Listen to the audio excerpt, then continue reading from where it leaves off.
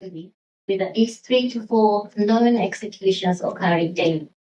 Should this rate continue, known executions in 2025, at the end of 2025, will most certainly exceed 1,200.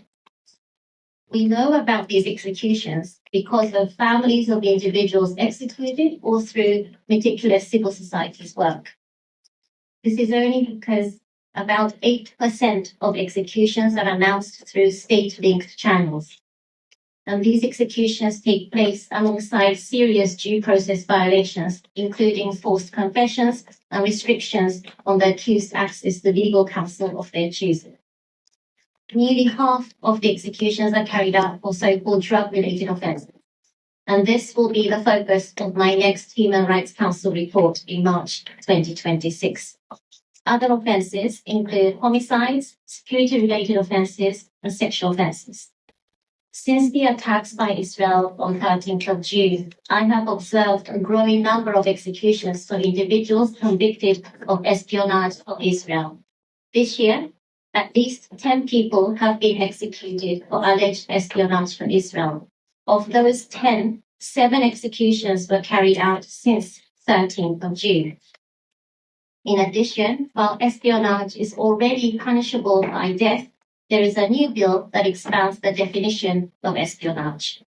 The espionage bill was introduced immediately after the military escalation.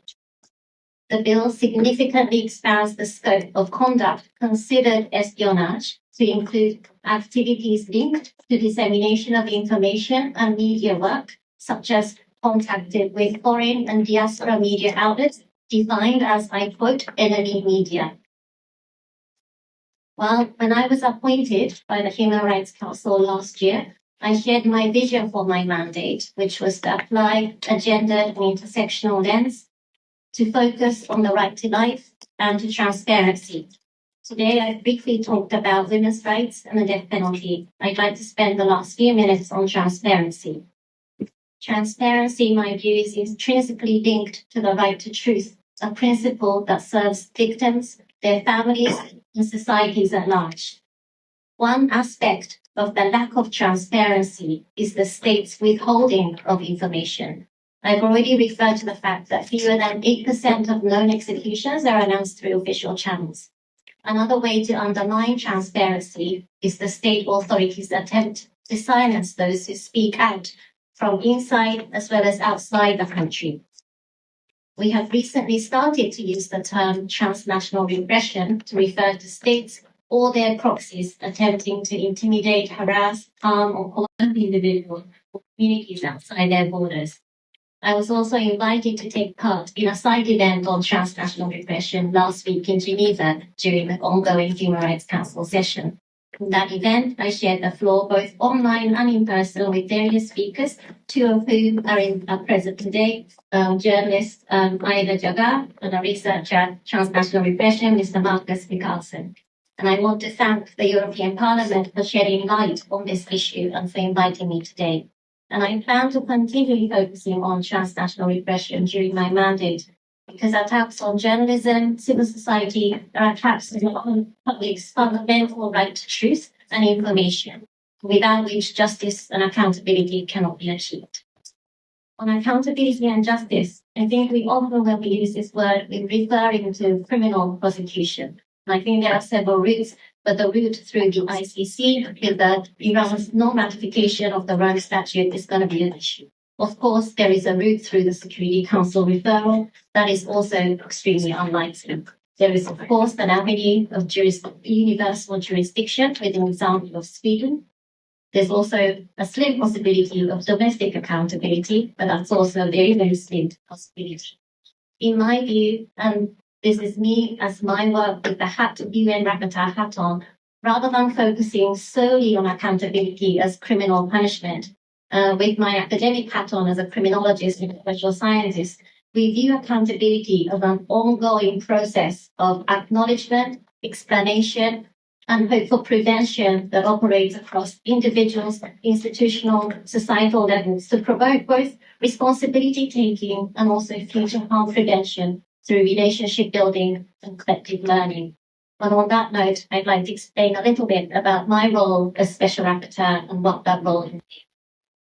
I produce 2 reports a year, one to the General Assembly, one to the Human Rights Council. The report to the General Assembly will be published next month, and I will also attend the General Assembly.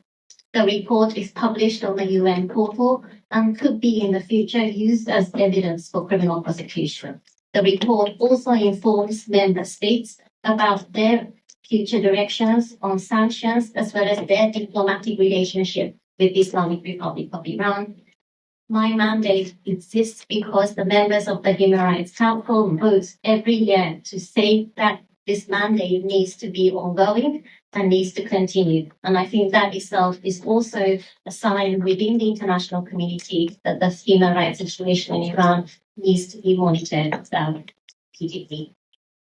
In addition to producing 2 reports a year, on a daily basis, I can report communications to the Islamic Republic of Iran. They are basically letters, 3 types of letters based on urgency.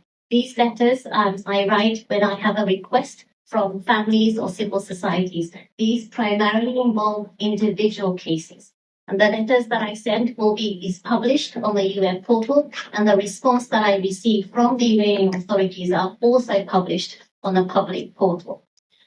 Sometimes the outcome that we want is not achieved. Sometimes the explanation that we are looking for from the authorities we do not get. But what I do hear from some families is that this is an official narrative of what happened to their families, acknowledged through the UN mechanism. So that's another aspect of my work as UN Special Rapporteur. I also liaise bilaterally with member states, as well as liaising bilaterally with Iranian authorities. Lastly, on the topic of transnational repression, states could make concrete action. We've already heard in the introduction that I think although transnational repression has existed for a very long time, it's only recent that we give its name. And I think the European states, as well as countries beyond Europe, are now trying to come up with a definition of transnational repression so that they can see to what extent domestic law can map and to deal with what is happening. Then, once there is a definition, and I hope there will be a unified definition across European Union and other states, I think there was a joint statement by G7 countries coming with a working definition of transnational repression, which I think is a great development. Then there will be a need to train domestic police officers within different countries to how to deal with reporting of transnational repression.